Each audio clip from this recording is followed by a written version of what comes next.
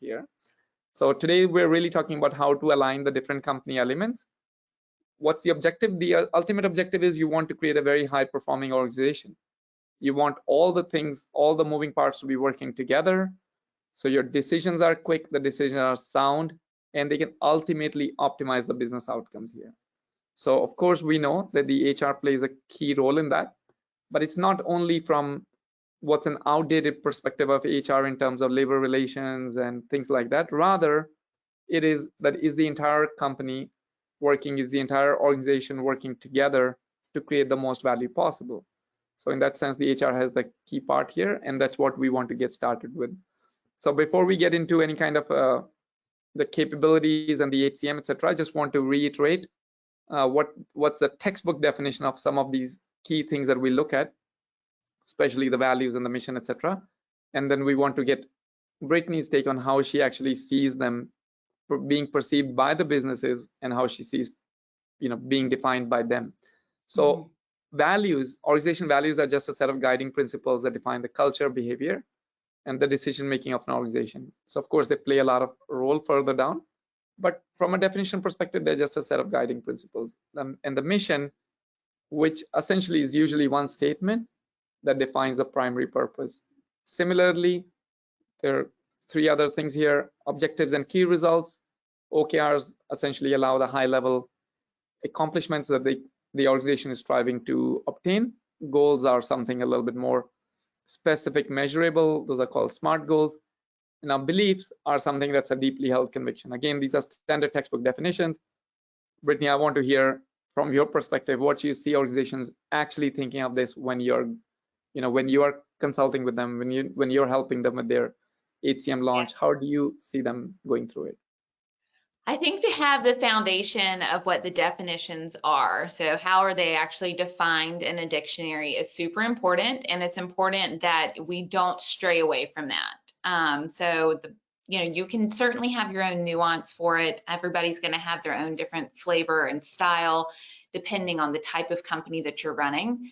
But these values, the mission, the goals, all of the objectives that you have, it's not just for the folks that are inside the building. So it's not just from folks who receive a paycheck from you. So these are values and missions and goals that you want your customers to feel like they can be a part of, that you want your external stakeholders to feel like they can be a part of, and even folks who aren't yet involved with your company, we would call them like an onlooker. We want them to also feel like they can be a part of that. So important to stay within the definition that is provided, that is a universal definition for everyone. But then when you are going in and you're layering in what is unique to your organization, what is unique to your department, the most basic and the most important thing that we can do is stick to clear language. This does not have to be a marketing campaign. This does not have to be eloquent in a way where it would make a textbook. This is something that needs to be clear, it needs to be digestible, and needs to be able to be understood by a 5-year-old as much as it can be by a 65-year-old. And I find that when organizations fall back on that, they fall back on the clear language, not only does it help, again, to define and to set, but it helps us to kind of point back and look at these things that we've defined for our company and really make clear decisions about how we're moving forward and how we're doing so in a place of alignment. Got it. And also, Brittany, if you could just touch upon, and I know we'll talk about OKRs and goals maybe in more detail, but just at a high level, when you see them even initiating their discussion with you, does this come up with them? Are they thinking about this already, or they just at that time just thinking about, hey, what's going to be our mission statement? Yeah, no, absolutely. So, whether you're setting goals that are quarterly or biannual or annual goals, everything that we do should be in alignment with who we say we are. Now, there's ways that you can do that where it's like, okay, well, we are going to pick this value, this single value that our company has defined as important for this year. And everything that we do is going to be through the lens of that. So if I'm setting a goal for 5% growth, but I'm not doing that through the lens of intentionality, and maybe that's the value that we've chosen to live out for our organization this year, did I actually hit the goal? Well, no. You know, even if you hit 7% or a 10% growth, that's fantastic. But if it's not within ways that point back to who we say we are, what is the long-term gain there? And there's really not much. What we'll find, and I think we'll go through with our discussions, is that anytime our objectives and key results and our goals are not through the lens of our values for our company, the mission that we have for our company, the lens in which we have chosen to outwardly live out who we are, you'll find that while it might produce a short-term win, the long-term confusion and mistrust that occurs from being out of alignment there is far more damaging than any type of small bump in revenue or production or whatever the goal at hand was. Mm-hmm. That's I think is an important aspect there. I know there's a poll while we're just discussing that. There's a poll out there, so if you could please take a very quick moment to answer that. We'll leave the poll open for maybe 10 more seconds here, so you can quickly get to do just a one question poll here. Please go ahead and choose that so we can get going here. I see that 38% people have voted, so please go ahead and, okay, we're up to 50% now. Okay, we'll close the poll in 5 seconds. 5, 4, let's see if we can, a couple of more people. Okay, we're at 70%. I think that's good enough. Let's go ahead and close the poll here. I can go ahead and share the results here. This is kind of what you're seeing. A lot of people are talking about, it's interesting, more than values, people are talking about mission and objectives, and almost nobody said beliefs. So that's very interesting. Okay, so so let me go back to our continuing the. So I think, Brittany, then this is the sort of the question I think you already started alluding to here. Mm-hmm. And hopefully everybody can still see my slide 9 okay after the poll, right? So this is kind of the question I think we have. What's the importance of aligning this thing? I know that we have more on how the HCM software can help, but I think this is sort of our, in a way, this is the parallel journey we're having today, and you know, on how we are going to do it, and what is the importance of doing this, the alignment correctly here. So while you talk about this one here, is it okay if I'm also going to go ahead and launch this poll here so you can kind of while you talk? Absolutely. So while you guys are launching or going through the questions in the poll, and I hope that everybody takes a moment to answer these because the feedback is really impactful for what we're doing. When we talk about what it means to be in alignment with the organization's values and missions and beliefs and all of these things, it's more than just creating a cohesive work experience. So we have data that's decades long that shows us how folks who are in alignment, how employees who are in alignment with what their company's values and missions are, really experience higher engagement in the work. They experience higher purpose in their work. They experience a better connectedness with one another in their work. And we now have studies that are through medical journals, polls and surveys that come back from some of the top institutions out there globally that are telling us not only is this positively impacting them in the workplace, but that carries through to them in their personal lives and in their communities, and is actually linked to things like happiness and life expectancy.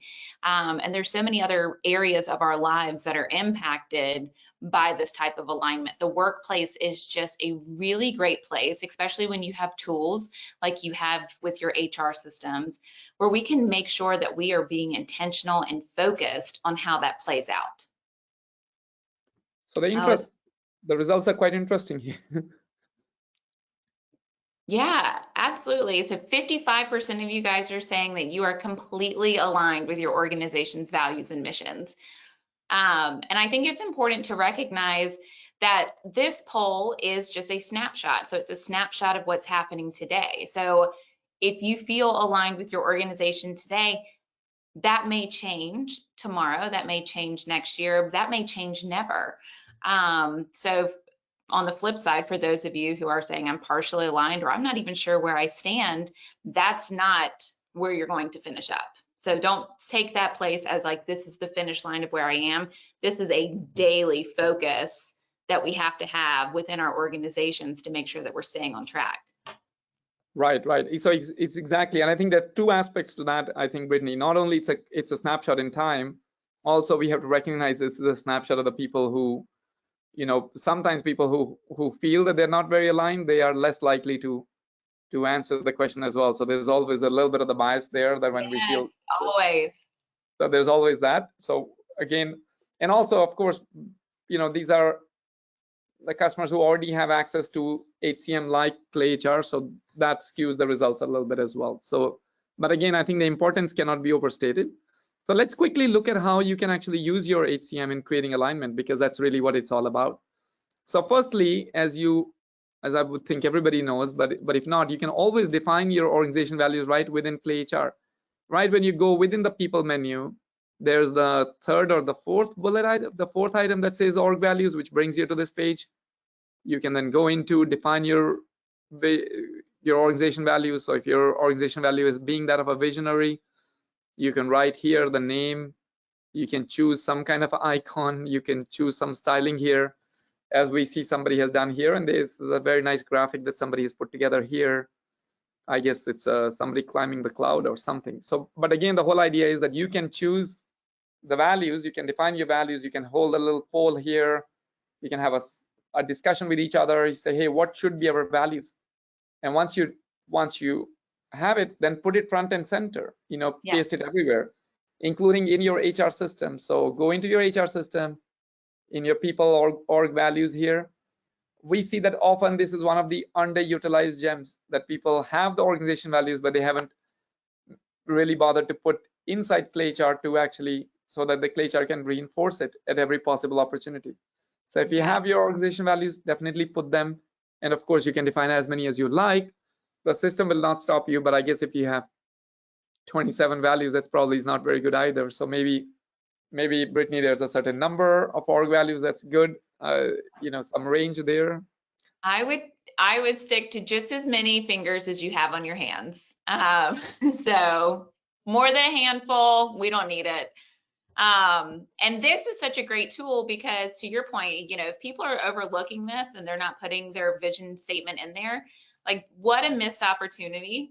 The more times that we can reiterate and emphasize who we are, it's only going to drive that behavior. So it's like when you walk into a sports stadium, you don't see "Go Eagles" and then it's never talked about again. It is in the bathroom, it's in the line to get refreshments, it's chanted, it is a part of every integration. And this is a really great way to be able to implement that sort of value statement into the software that you're already using for so many things.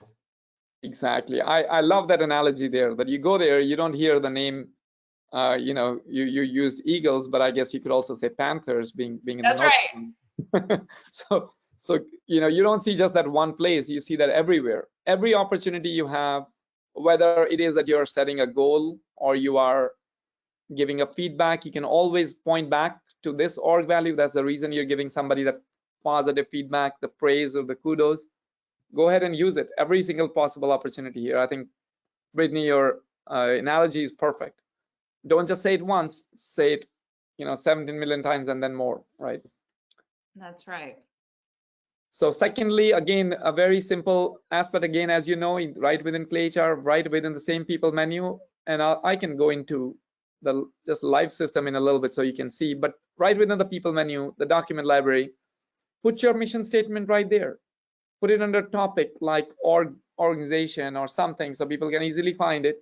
And with every single possible opportunity, point back to it, saying, hey, I'm doing this because this is exactly what we say in our mission statement.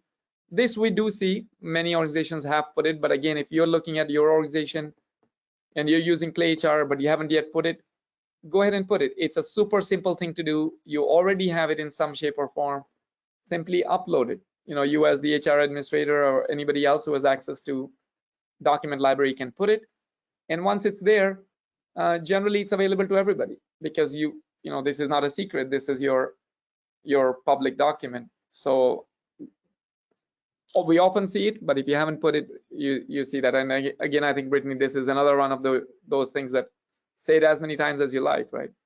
Exactly. And then, I mean, you have to think, we hope that when we're onboarding new employees, that we get to every single thing, but we're human. And without fail, sometimes things slip through the cracks. And so if that happens, you have a system that is already set up in place for you so that you can go back and you can point to these really fundamental areas of your company that drive why you are and why you exist and why you serve. So whether, like I said, it's the new employee, whether it's, an intern, or, perhaps it's just someone who's been around for a while and maybe thinks, I don't know if I've even looked at this in a while. Like, to have that housed in a library that's accessible to everyone in your company, it's a one-time upload, and it just constantly allows it to be available to folks who are setting their goals, who are setting their intentions and their forecasting for the next year. And rather than folks having to say, I'm not really sure what it is, and allow them to finish the narrative with whatever their most recent experience is, this is a very concrete way to point back and say, oh, actually, this is who we are. And with that in mind, I need to use that as the lens of how I'm moving forward. And as simple as it is, remember that once they do it, and I'm not sure if the phone is easy to see in the camera, but right when you go into your ClayHR mobile app, you open it, document library is kind of front and center. It's right there. You click on that, and you see your mission statement right there. Again, people may not go to it. This may not be their as fun pleasure activity as they might think of, like something like Instagram or something. But the fact that it's out there, it doesn't hurt for you to make sure it's accessible to them every which place they can. So this is kind of like, many organizations will do this thing, like they'll have every 5th anniversary, they'll kind of do a re-onboarding because, like just like somebody who joined maybe 5 years ago, but since then you've had so many different changes, do a re-onboarding is just another workflow, employee workflow, create them. And one of the steps in the workflow then is to go through the mission statement, just review it. And people say, yes, I reviewed it. Now, whether they reviewed it, internalized it, whatever they did, but at least you are pointing to it, saying, hey, this is something important to us. Please go check out our organization values. Vote on one of them. Just vote, whatever they vote, but at least they're going to read through all 5 of them, all 6 of them, whatever number you have defined here. So again, super simple, something that can really, add up to building your brand and being able to do this thing. Again, step 3, again, this goes back to the same thing. Just communicate, right? Just communicate. In ClayHR, I'm going to skip, you know the values of good communication, but in ClayHR, you have your way of kind of setting your dashboard. You have a way of creating your announcements right under people announcements. Go ahead and kind of, always reiterate it, put it out here. You can always do that. Create your, these dashboard widgets here just with the announcement. And there you have it. Again, this probably also falls into the same thing of repeating it multiple times. This, I don't know, Brittany, in your analogy, would count as a billboard on the stadium? Yes.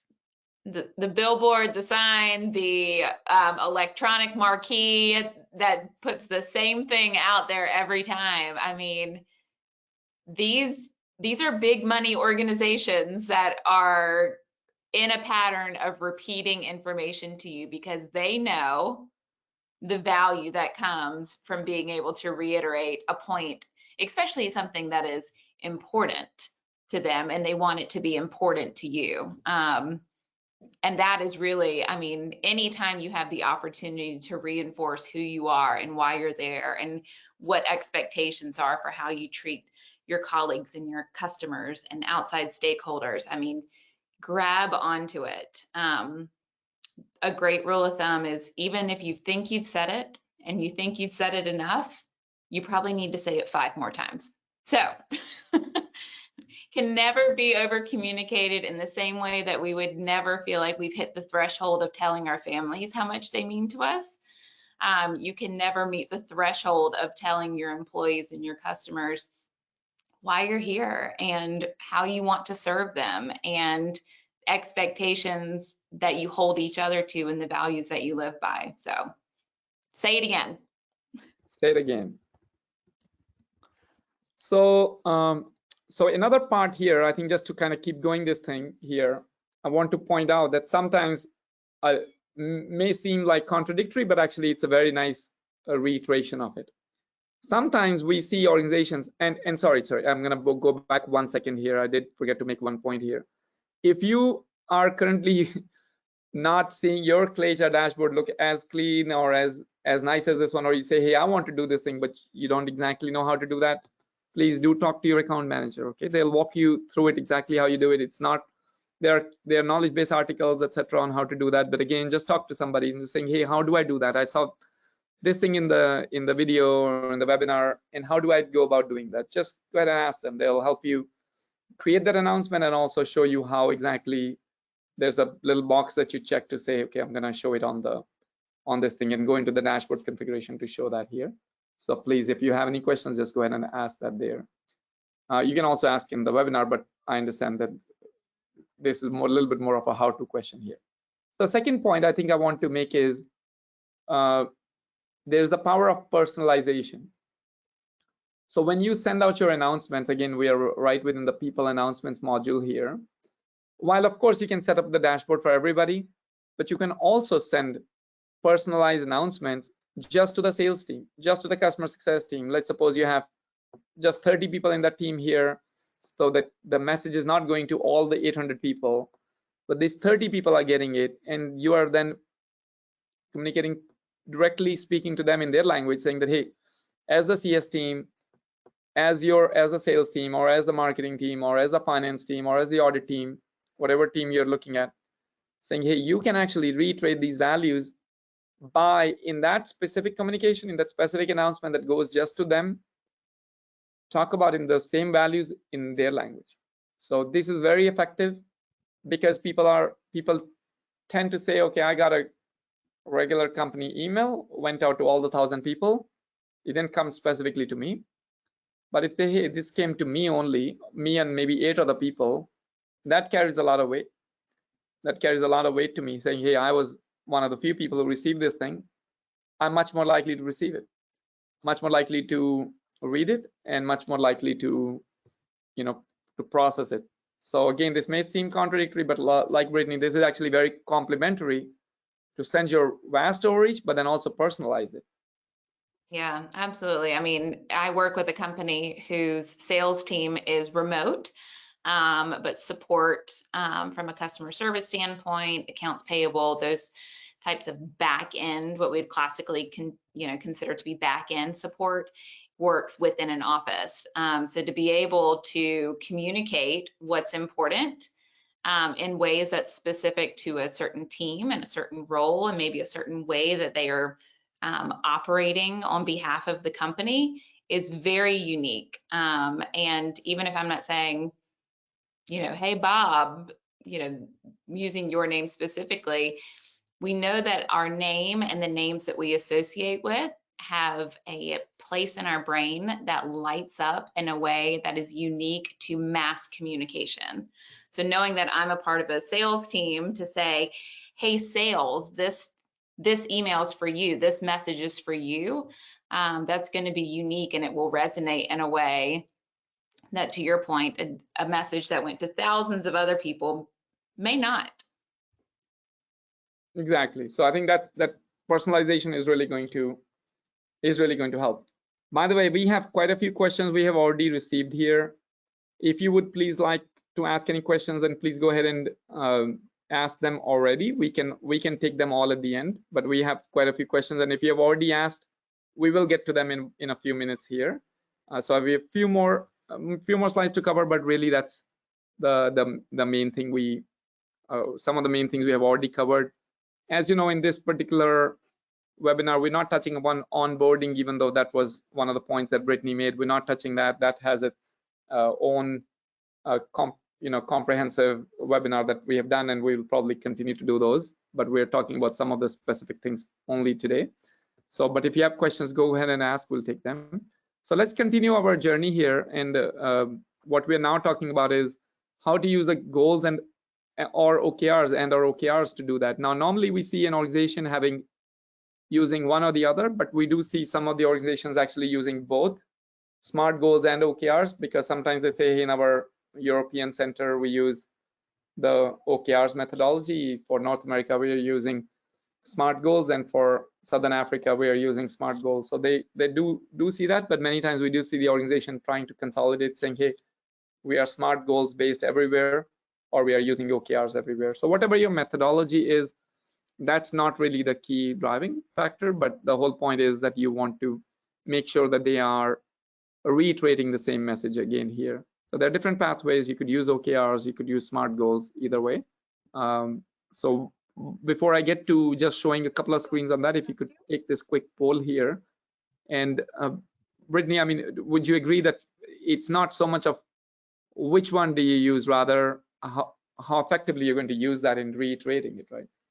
Yeah, I would definitely agree. I mean, I think that there's definitely a few key methods that folks use whenever they're goal setting. So OKRs, SMART goals, those are two of the most popular ones. I think any other format that's being used that is effective for your organization is just fine. And sort of, to what you alluded to previously, and probably what we'll continue talking about, is if we are not setting meaningful goals that are possible, that are stretching us, that are in alignment with the company's values and sort of the mission and the lens that we've chosen to live out for the company, do the goals matter at all? And that's always open for debate. But I just think it's something to strongly consider as both maybe the employee who's working to set these goals, as the manager who's leading them through that, and certainly as the HR professional who is there to guide them along the way of best practice. So the results that we saw were almost 40% using goals. So certainly more people using goals and both. Now, like I said, sometimes in these webinars you see a little skew of the results here, but because also there's a certain time zone issue here. Not everybody can take this webinar. For some people, especially in Asia Pacific, the timing is a little too late.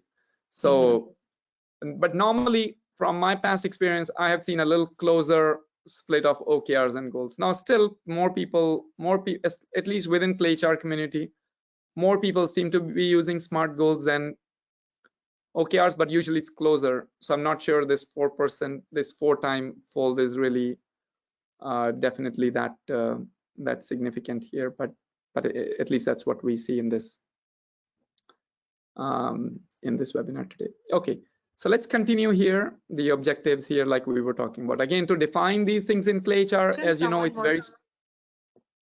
Sorry, go ahead. Brittany, did you or Neha, did I miss something? Yeah, I think we'll take all the questions at the end here. Question someone has asked. Yeah, I think we'll take all the questions at the end here, because otherwise I just want to make sure we get through this thing, and we will answer all the questions. I think we should be getting to the questions in about 5 minutes or so. Yeah. So defining all of these objectives in Clay HR, as you know, it's fairly straightforward. You go into the performance menu and you click on the objectives. I think that's the second sub menu within that. Objectives or key results. Again, you could have configured your menu differently. Maybe that's your first one in your case, or you see up here on the top. Either way, once you get to your objective screen here, you simply define each objective, and within each objective you kind of say who it's assigned to, what is the date range, etc. And once you go into the same model on the goal side, you typically want to think about the 5 different things here. The SMART goals, they should be specific, measurable, achievable, relevant, and time bound. So when you're setting those up, similar to the goals, similar to the objective screen here, you want to see your goals, and you can easily set up a new goal just here in the quick window here, or define in the main screen and be able to again specify specifically what the goal is, who it's assigned to, how much percentage it's currently achieved, if there are any child goals, and what's the date range, etc. So typically the goal should be something that's time bound. Again, it's so much not so much a question of whether you're using objectives or OKR methodology or goals, but whichever you're using, just make sure you use them in a best possible way that reiterates that reiterate your organization values and things like that. I don't know, Brittany, if you see a specific skew of some organizations that are using, at least I haven't seen people use both effectively and people also use both not effectively. But I don't know if you, what your experience is as you go through helping these organizations here. Well, I mean, even my personal experience, you know, when I was in the corporate side, we would use OKRs, and we would do it in a SMART goal format. So I think that they are interchangeable. I don't think that there's one that's a preference over the other. Again, my biggest recommendations with people that I work with is the goal itself in alignment with your company and with the goals that you've set out for the organization? And are we measuring those goals in a true and honest way of who we say we are? Because it's not enough, again, going back to a revenue standpoint, it's not enough to exceed a revenue goal by 5% if we're doing that in a way that is cutthroat, or maybe not just up to par with who we say that we are as an organization. Because the short-term gain that would come from achieving the goal, if it's not done within those parameters, is really just more damaging reputationally and just to the overall trust and engagement that you would get from the workforce otherwise. So I think that's exactly right. That many organizations do use, they say that they're using OKRs, but when they send you or they work with you on importing those things, then you look at, hey, these look like SMART goals to me, yep.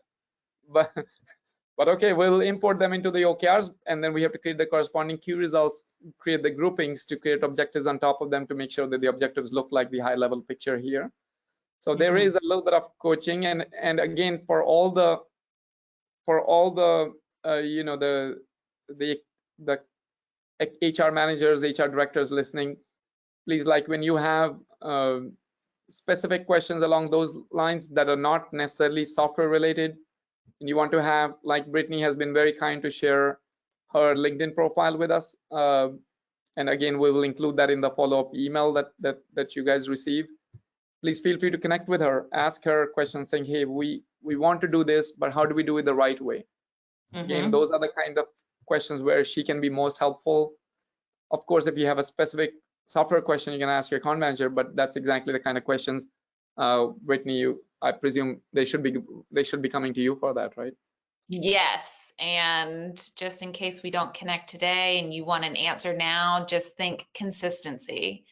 If you can be consistent, you are already on a better path than a lot of other folks. So exactly.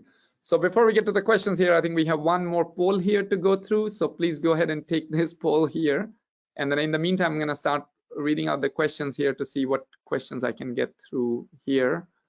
But let's go ahead and take this last poll here. So thank you, by the way, for everyone for taking the time to answer the questions here. So go ahead, and it's a scale of 0 to 10, but the way the poll is set up, the way GoTo allows you have to kind of go with the certain grouping here. Well, I'm seeing the results coming in, and I don't want to say the results out just yet. I don't want to skew them, but I see them, they're interesting. So Brittany, more than 60% of people have voted. That's good. I think people are voting very quickly. So let's go ahead and give people couple last seconds here, because I want to get through the questions here. Okay, I think I'm gonna go ahead and close the poll here, and I'm gonna show the results here if I know how to do that. Oh, here we go. So you see, that's an interesting. So many people are feeling comfortable that, hey, they are using the HCM effectively. So that's good work to all the HR directors and all the HR managers, that they have set up their HCM system in a way that they are talking about. They have either set up their the values, or they have set up their mission statement, or they are constantly reiterating that via announcements, via their onboarding, via by including them in the praise, in the feedback, etc. That's all pretty good, but still you can see there's a lot of a good number of people who say, hey, we're only doing it 5 to 6 level, and many more people actually saying only at 7 to 8 level. So there's always a lot of opportunity there.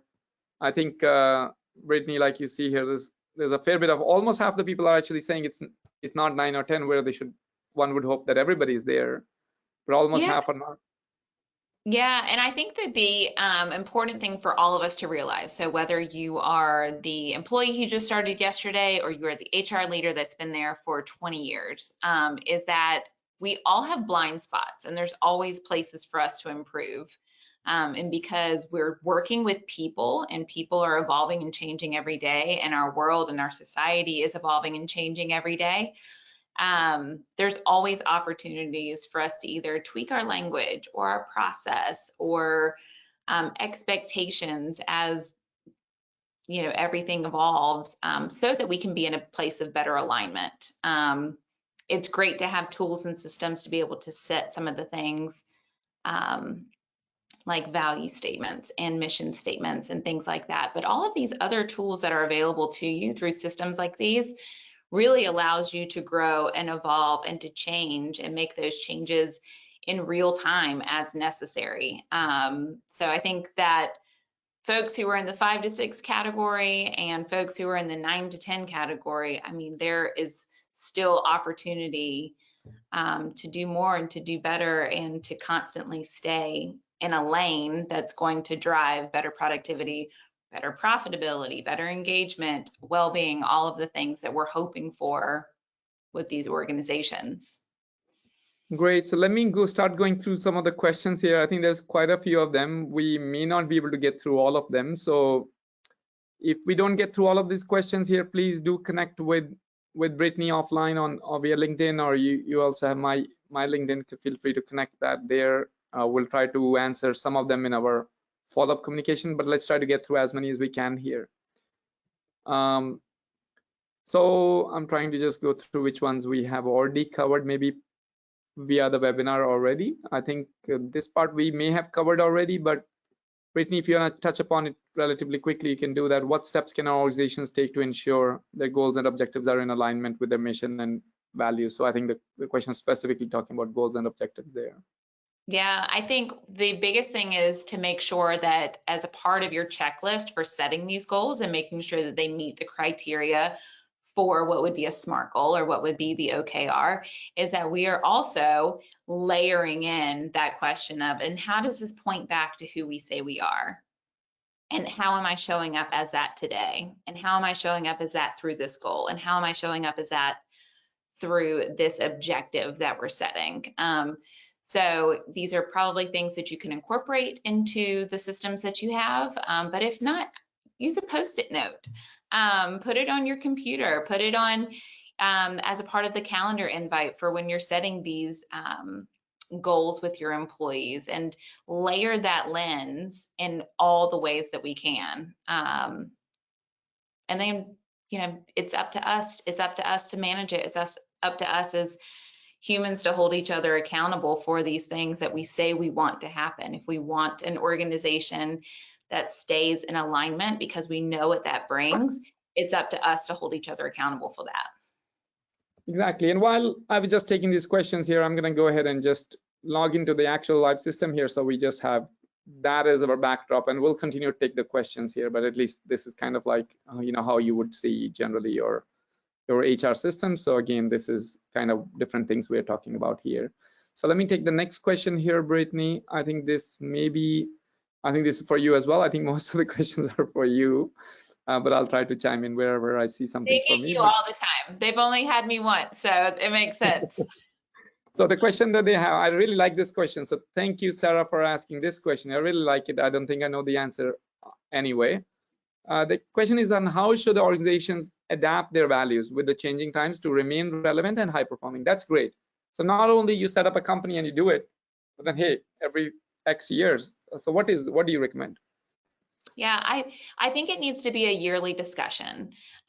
So whether it's with the executive team or whether it is the HR team and leadership there that goes into annual planning, look back, and because you have these things that are available through platforms like this where you can look at your vision statement, you can look at your missions, you can look at these things any day, but certainly once a year, get together as a group, get as many different perspectives as you can to say, does this still make sense for where we are? Has the world changed in a way where this is no longer relevant to us? Or does our language need to be clearer to identify what exactly that means given the world that we live in today? I think, for me, I would like to do this twice a year. I think the past 3 years have shown us that things need to be looked at. We need to have a fresh perspective and a fresh lens frequently. Twice a year would be my preference, once a year at a minimum. That's good. So I really like that question again. Thank you, Sarah, for asking that. But the question again there was on how should the companies keep up to date with their goals. So one question I asked, this question was for me, so I'm answering that here, Brittany. But the question was basically in how exactly do they see? They're not seeing it in their setup. But again, remember, in Clay HR, everything is very configurable. So if you're not seeing organization values here, your HR administrator or anybody could have moved it to a different menu. You can move things around, or they could have taken it off under the menu configuration. You can simply ask them to. It's a standard thing. It's not even an add-on, so they just have to enable it for you. So if you don't see that, that's just how your menu is set up. But you click on this here. Hopefully you can still see. Everybody can see my screen. Brittany, you can see that people organization values here. That's the default value. Default place where it is, but again, talk to your account manager. If you don't see it, we can happy to help you with that. So again, like you can see here, this organization in this demo environment, somebody has set up as like 5 different constructive, keen, environment loving, so things like that. But you can set it up as easy or as more complicated as you like. If you want to set up a new one, you do. But like you saw Brittany's suggestion here, don't have too many of those, right? So let's go through another question here. Okay, Brittany, this is an interesting one as well. Doreen is asking, so okay, the question is specifically, how do you communicate it to people at all levels? So I think the focus here is on all levels here. So while yes, this may work for, you sending an announcement may work for somebody, but does it work for everybody? I think that's sort of is the question here. Yeah, and you spoke to this previously. I know that you said that you've had other webinars on this, so that might be a resource for folks to go back to. But onboarding, but also re-onboarding. So reboarding folks who have been with the organization for a certain period of time. If you're with an organization that does not have company-wide all-hands meetings, then I agree that would probably be difficult to have this communication pushed out to everyone in a way that's meaningful.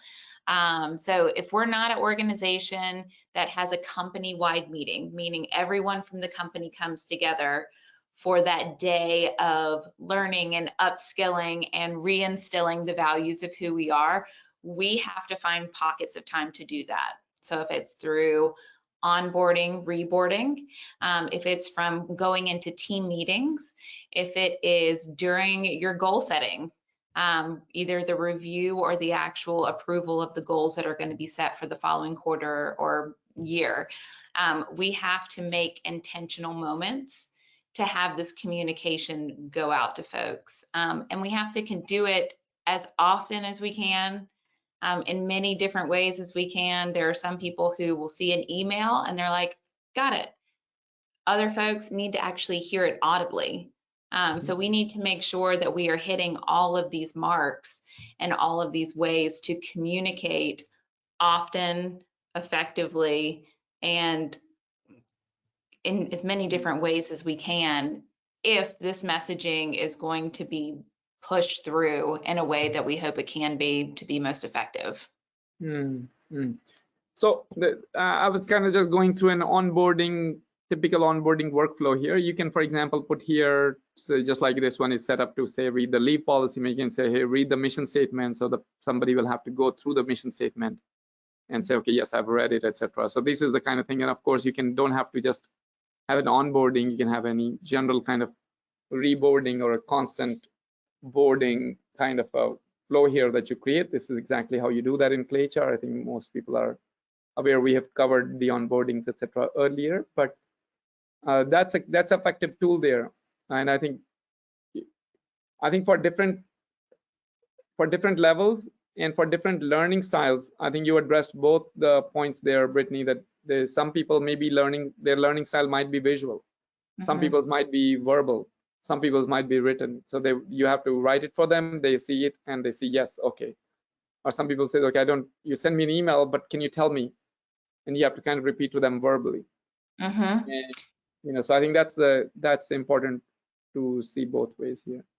And if you're looking at the different levels of folks, I mean, if you have new leadership, if you have new executive leadership that's coming in, you introduce them to this and ask for their buy-in, So, hey, Susan, how does that sound to you?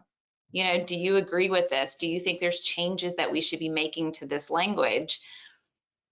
Probably not, but because you've asked for that buy-in, you've asked for that feedback, that is a great way to get folks who are in like a C-suite position to buy into the values that have already been set for your organization. And perhaps you really don't have any intention of changing anyhow, but it's nice to be able to have that different perspective shift. And it's just a different approach depending on level of the organization to communicate that messaging and get the buy-in. Yeah. So a couple of more questions here, Brittany. I think I'm cognizant of time here.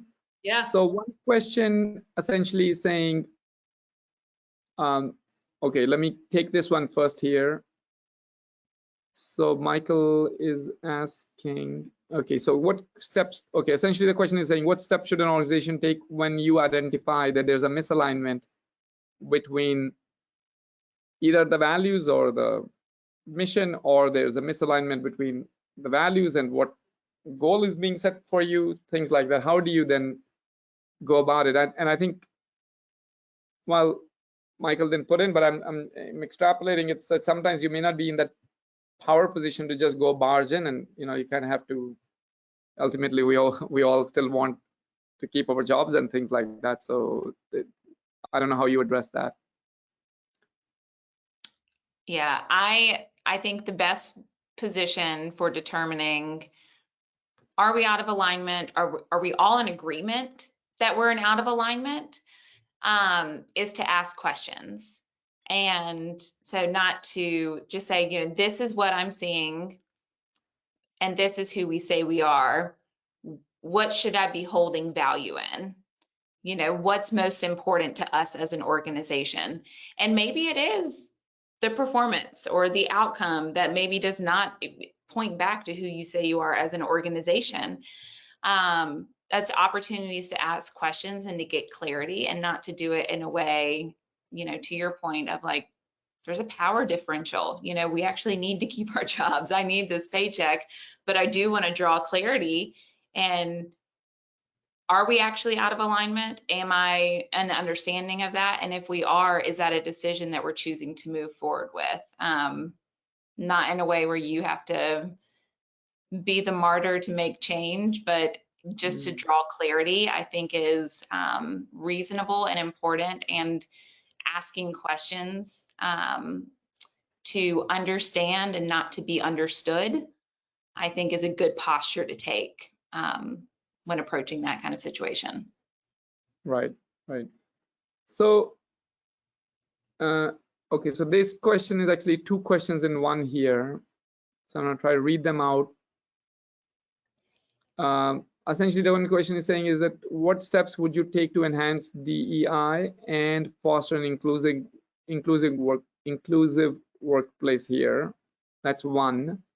I think this question is almost specifically asking about values here. And then the question is, for me, it says the question for Brinda, do we have enough analytics for that we can showcase to our board here? So Brittany, I think maybe you want to take that first here. And this is probably the last question we can take, or maybe we have time for just one more here.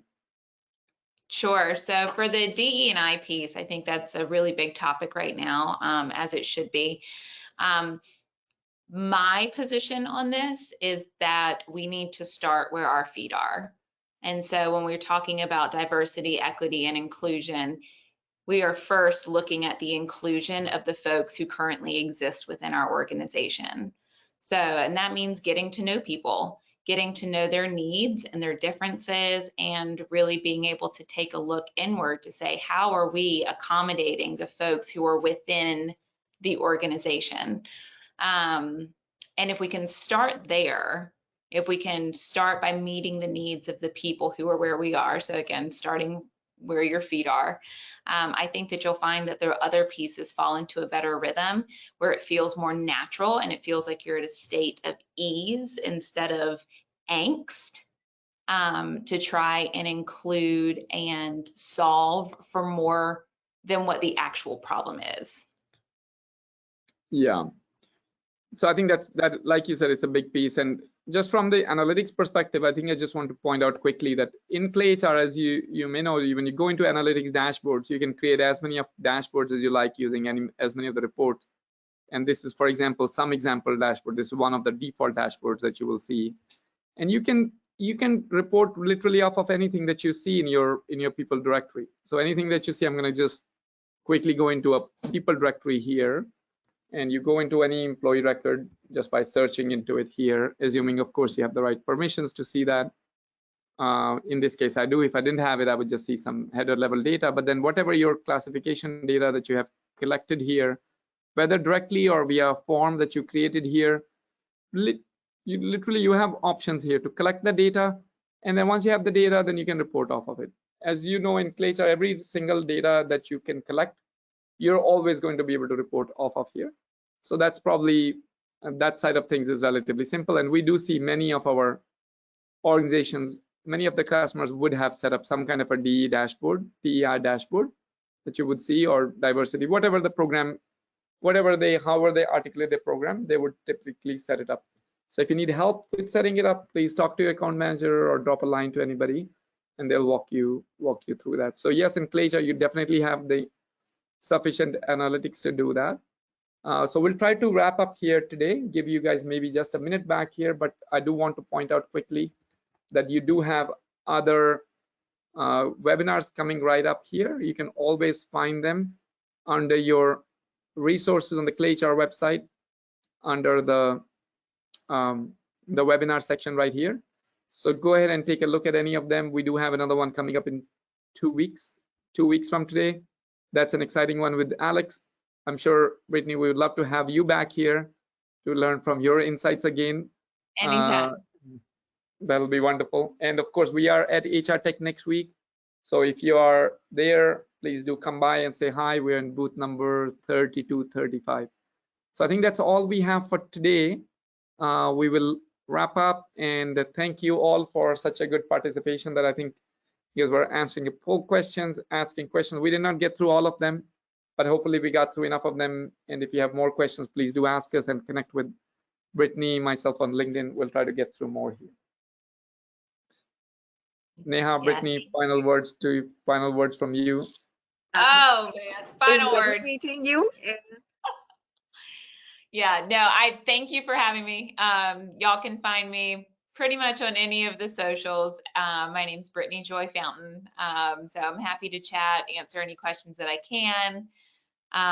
You guys are in great hands with Clay HR. So from a system standpoint, top notch. But if there's anything from a people and alignment and a culture standpoint that I can help with, let me know. Exactly. I say that, you know, the system is the system, but you always, if any help that you can get, so please do reach out to Brittany and get any of those questions answered. Thank you, everyone. Have a great rest of the day. Great evening wherever you are. Have a great one. Thank you.